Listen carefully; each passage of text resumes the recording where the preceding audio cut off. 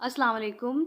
In this video, I will discuss about the next intrinsic point defect, which is known as the atom interchange defect. Its other name is anti-side defect.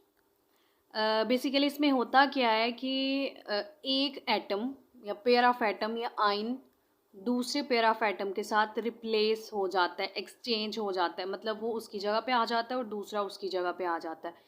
इसको हम example से भी check करते हैं। ये basically हमें alloys में नज़र आएगा, ठीक है। इसमें ये एक इंट्रिंसिक पॉइंट डिफेक्ट है। प्रीवियस वीडियोस में मैं दो इंट्रिंसिक पॉइंट डिफेक्ट, शॉर्ट की डिफेक्ट और फ्रैंकल डिफेक्ट को एक्सप्लेन कर दिए। अगर आपको उनमें भी प्रॉब्लम है तो काइंडली वहाँ पे रिव्यू कीजिएगा मेरी वीडियोस को। इसके बाद जो इंट्रिंसिक पॉइंट डिफेक्ट होते हैं उनकी जो स्टिशोमेट्री रेशियो होती है वो सेम रहती है, वो चेंज नहीं होगी, क्योंकि जो पेयर ऑफ एटम है विद इन अ क्रिस्टल एक दूसरे को वो एक्सचेंज करेंगे। ना वो एटम से ना वो लेटिस से बाहर जा रहे हैं, ना ही वो क्रिस्टल के अंदर कोई चीज़ आ रही है, ठीक है। इसको हम एग्जांपल से ज़्यादा अच्छे तरीके से समझते हैं। इसके अलावा एक दो पॉइंट इसमें ये है कि इसमें डेंसिटी सेम रहती है, क्योंकि कोई भी चीज़ मैंने पहले भी बताया ना अंदर आती है ना बाहर जाती है।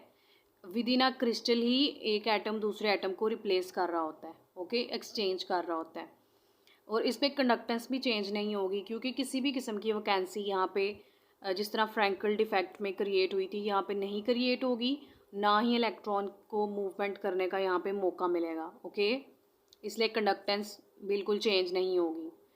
और फिर इसमें होगा क्या कि एटम इंटरचेंज डिफेक्ट में बेसिकली होता क्या है कि मैकेनिकल प्रॉपर्टीज़ चेंज होती हैं। अगर हम किसी भी मेटल की बात करें तो हम कहते हैं जब हम उसके ऊपर स्ट्रेस अप्लाई करते हैं तो वो मालेबिलिटी और डक्टिलिटी की प्रॉपर्टी शो करता है, यानी या तो वो वाइड्स में चेंज हो जाता है या वो शीट्स के अंदर शीट की शेप को अडॉप्ट कर लेता है, ठीक है। तो ये जो इसमें होता क्या बेसिकली, जैसे ही हम स्ट्रेस अप्लाई करते हैं तो अंदर जो अलॉयज़ में एटम नहीं होते वो अपनी पोजीशंस को एक्सचेंज कर लेते हैं, जिसकी वजह से हमें ये प्रॉपर्टीज़ देखने को मिलती हैं और इनकी मैकेनिकल प्रॉपर्टीज़ चेंज होती हैं। ये इसका ब्रीफ सा इंट्रोडक्शन था। मेन जो इसमें चीज़ है वो ये है कि ये टेम्परेचर के ऊपर डिपेंड करता है, ठीक है। Atom interchange phenomena basically depend on temperature. For example पहले जो क्रिस्टल होता है वो आपस बिल्कुल ऑर्डर्ड फॉर्म में होता है, ठीक है। जैसे ही आप टेम्परेचर इंक्रीज़ करेंगे तो वो किस में चला जाएगा, वो तो डिसऑर्डर ट्रांसफॉर्मेशन हो जाएगी, मतलब वो फिर उसमें ऑर्डर तो बिल्कुल बरकरार नहीं रहेगा, वो डिसऑर्डर में कन्वर्ट हो जाएगा। एक एग्ज़ाम्पल के थ्रू इसको चेक करते हैं हम। जैसे बीटा ब्रास ब्रास सुना ही होगा, जिसमें कॉपर और जिंक ये दो मेटल होते हैं, दोनों ट्रांजिशन मेटल हैं। कॉपर और जिंक का मिक्सचर है ये ब्रास। बेसिकली ये एक अलॉय है जिसमें कॉपर और जिंक होते हैं। अब जब ऑर्डर्ड फॉर्म में होता है ये, ठीक है, तो कॉपर और जिंक बेसिकली अपनी जगह पे ही होते हैं। अगर फ्यू मतलब थोड़े बहुत एक दूसरे को इंटरचेंज कर ले तो मतलब उसका ऑर्डर फिर भी मेंटेन रहता है, उसमें कोई इतना ख़ास फ़र्क नहीं पड़ता। लेकिन अगर आप ज़्यादा ही टेम्परेचर इंक्रीज़ करेंगे, हमें पता है टेम्परेचर इंक्रीज़ करने के साथ काइनेटिक एनर्जी बढ़ जाती है, वाइब्रेशन ज़्यादा हो जाएंगी, ठीक है। तो फिर तो वो ऑर्डर नहीं ना रहेगा, फिर उसमें क्या आ जाएगा, उसमें डिसऑर्डर आ जाएगा। यानी इसका मतलब ये है कि लार्ज नंबर ऑफ कॉपर और जिंक, यही दोनों थे ना ब्रास के अंदर, इन्होंने एक दूसरे को ज़्यादा ही कुछ इंटरचेंज कर लिया, मतलब कॉपर उसकी जगह पे और ब्रास उसकी जगह पे। फॉर एग्ज़ाम्पल जैसे ये कॉपर है, ठीक है, और इसके इर्द गिर्द इस तरह जिंक थे, 4 5 6 7 8, ठीक है, इस तरह इसके इर्द गिर्द जिंक थे। हुआ क्या कि ये इसकी मतलब ऑर्डर फॉर्म है, ठीक है, ऑर्डर्ड फॉर्म। जैसे ही आपने टेम्परेचर इंक्रीज़ किया तो ये इस तरह हो गया, ये इस तरह हो जाएगा ना। ये देखें, ये जो कॉपर है इसने जिंक की जगह चला गया और जिंक कॉपर की जगह आ गया, दोनों ने एक दूसरे को इंटरचेंज कर लिया है। बेसिकली ये किसकी वजह से इंटरचेंज किया है, क्योंकि हमने टेम्परेचर को ज़्यादा कर दिया है। इसी को हम कहते हैं ऑर्डर, और ये डिसऑर्डर, इसी को हम कहते हैं ऑर्डर डिसऑर्डर ट्रांसफॉर्मेशन। ओके, यहाँ से भी हम अंडरस्टैंड कर सकते हैं कि ये हमारे पास एक क्रिस्टल था, ठीक है। ये अगर हम परफेक्ट ब्रास की बात करें जो बिल्कुल परफेक्ट होता है, तो उसमें यहाँ पे ये जो मैंने ब्लैक से शो किया है ये जिंक है, ठीक है। ये सारे जिंक है, यहाँ पे जी मैं लिख देती हूँ, बेसिकली ये जिंक है। और जो कॉपर होता है ना, कॉपर वो इधर बॉडी के सेंटर में प्रेजेंट होता है, दिस इज कॉपर। ये कॉपर को शो कर रहा है रेड, ठीक है, ये कॉपर है। ओके, ये है परफेक्ट ब्रास।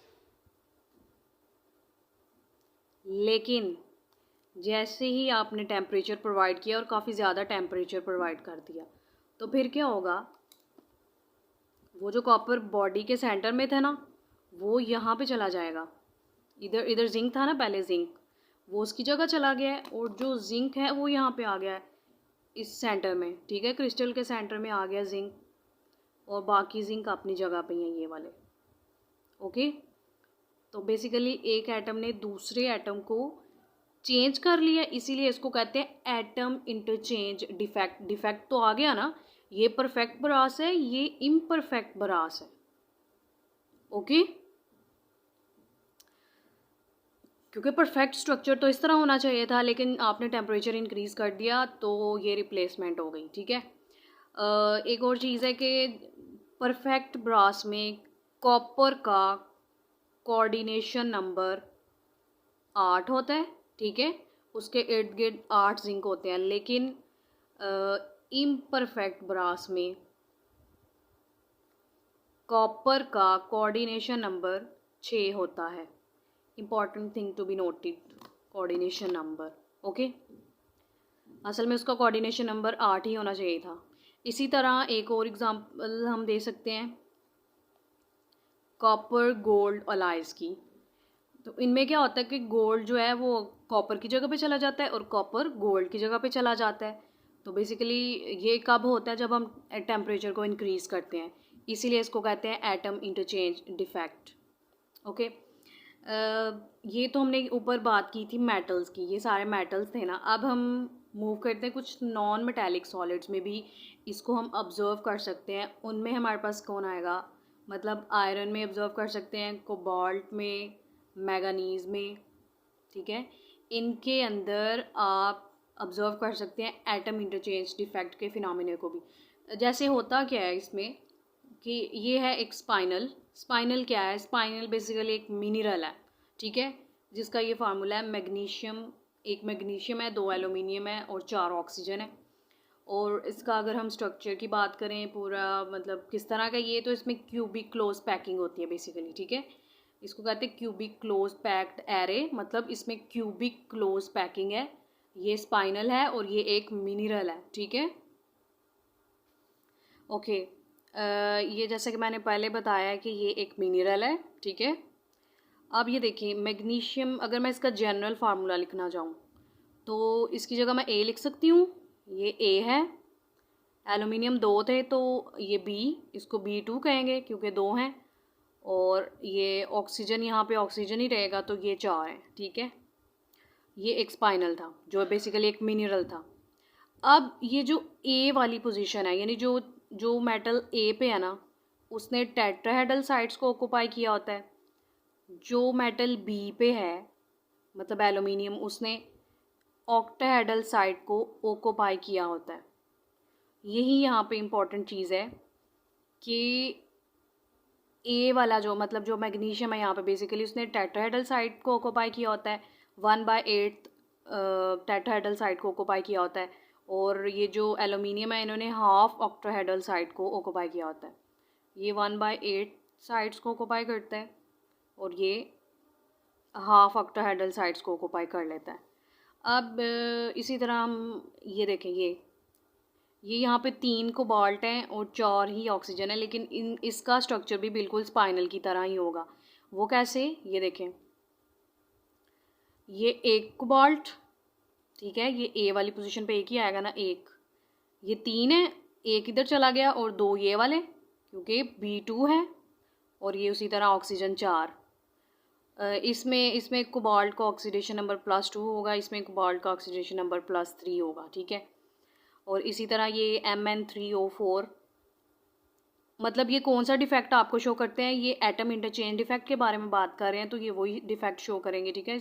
इसका क्वेश्चन पूछा जा सकता है कि ये कौन सा डिफेक्ट शो करते हैं, तो ये पता होना चाहिए। और ये यहाँ पे ये क्वेश्चन ये होगा कि ये जो कोबाल्ट +2 है, इसने कौन सी साइड को ऑक्यूपाई किया हुआ है, ये ए वाली पोजीशन पे है ना, ए पे, तो इसने टेट्राहेड्रल साइड को ऑक्यूपाई किया हुआ है।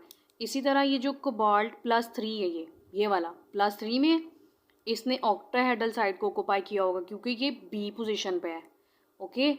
इसी तरह Mn3O4, इसमें ये वाला जो Mn है, इसको इस तरह लिखते हैं, इस मतलब इसमें +2 ऑक्सीडेशन स्टेट है, इसकी 3 ऑक्सीडेशन स्टेट है, तो Mn+2 ने टेट्राहेड्रल साइड्स को लिया हुआ है, और ये जो 3 वाला है इसने ऑक्टाहेड्रल साइड को, क्योंकि ये A है, ये B2 है, ये O4 है, ओके। इनको इकट्ठा करके लिखा हुआ उसने, लेकिन अगर एटम इंटरचेंज का डिफेक्ट हम चेक करेंगे तो वो इस तरह होगा, ओके। इसी तरह ये स्पाइनल था, इसी तरह एक इन्वर्स स्पाइनल होता है, ये इस तरह, इसको कहते हैं निकल Fe2O4, ये एक इन्वर्स स्पाइनल है।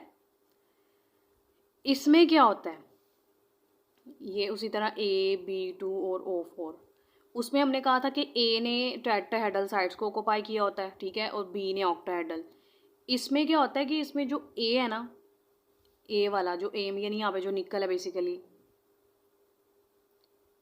उसने ए साइड, सारी की सारी ए साइड और हाफ बी साइड, यानी सारी की सारी ए साइड, यानी निकल जो है वो किधर प्रेजेंट होगी, वो ऑक्टाहेड्रल साइड पे प्रेजेंट होगा, और जो इसमें से हाफ बी, ठीक है, हाफ बी भी ऑक्टाहेड्रल साइड पे प्रेजेंट होगा, और हाफ बी रह गया, जो हाफ बी होगा वो किधर होगा, वो टेट्राहेड्रल साइड पे होगा। यानी यहाँ पे सारा ए जो था वो टेट्राहेड्रल साइड पे रहता था और बी ऑक्टाहेड्रल साइड पे चला जाता था, लेकिन ये उसका इन्वर्स हो गया ना, ए टेट्राहेड्रल था लेकिन यहाँ पे ए क्या हो गया, ऑक्टाहेड्रल हो गया, ठीक है। और इसमें हाफ जो था बी वो मतलब ऑक्टा था, इसमें क्या हो गया, टेट्रा, मतलब ये जो स्पाइनल था ये बिल्कुल उसके इन्वर्स है, ठीक है। तो इसमें ये पूछा जा सकता है कि निकल ने कौन सी साइड ऑक्यूपाई की हुई है, ऑक्टा, ठीक है, और आयरन जो है उसने टेट्रा, ठीक है, हाफ आयरन ने टेट्रा, यानी इसको हम, इसकी एक और एग्जांपल ये है Fe3O4, ये जो Fe3O4 है इसे हम कहते हैं आयरन ऑक्साइड। अब हमें इस चीज़ में स्टूडेंट को मिस्टेक हो सकती है कि ये स्पाइनल है या इन्वर्स स्पाइनल, तो you have to remember that it is inverse spinal. इसमें क्या होता है कि इसको इस तरह हम करेंगे, ठीक है, ये Fe+2 है और Fe+3 होगा और O4 होगा, ये दो होंगे, ठीक है, क्योंकि ऐसे होता है ना AB2O4, इसमें से जो Fe+2 है वो A है और उसने क्या किया होगा, सॉरी ऑक्टाहेड्रल साइड्स को ऑक्यूपाई किया होगा, और जो यहाँ पे Fe+3 है उसने टेट्राहेड्रल साइड्स को ऑक्यूपाई किया होगा। तो this is all about the atom interchange defect, और एंटी साइड डिफेक्ट भी इसको कहते हैं, ठीक है। एंटी साइड क्यों कहते हैं, क्योंकि जो मतलब एटम की साइड है वो उधर रहता नहीं है, वो दूसरी साइड पे चला जाता है, ठीक है, तो इसलिए इसको एंटी साइड भी कहते हैं। Hope you will like this video. Kindly share, like and subscribe and support my channel. Thank you. If you have any query in this lesson, you can comment me. I will answer you in the comment box. Thank you.